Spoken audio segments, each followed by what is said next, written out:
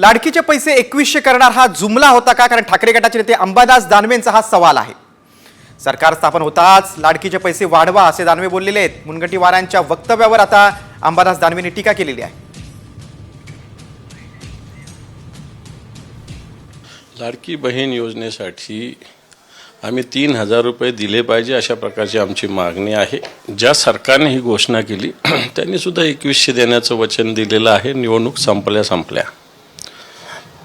काही आत्ताच लोक अजून सत्तेत यायच्या आधीच सांगतात की पुढच्या भाऊबीजेला देऊ, म्हणजे याचा अर्थ हे निवडणुकीचा जुमला तर नव्हता असा प्रश्न आहे। आमची मागणी राहील लाडक्या बहिणीला 3000 रुपये दिले पाहिजे। सरकार ज्या दिवशी खुर्चीवर बसेल त्या दिवशीपासून 3000 रुपये दिले पाहिजे।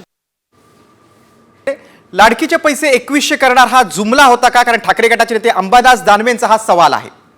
सरकार स्थापन होताच लाडकीचे पैसे वाढवा असे दानवे बोललेले आहेत। मुनगंटीवारांच्या वक्तव्यावर आता अंबादास दानवेंनी टीका केलेली आहे। लाडकी बहीण योजनेसाठी आम्ही 3000 रुपये दिले पाहिजे अशा प्रकारची आमची मागणी आहे।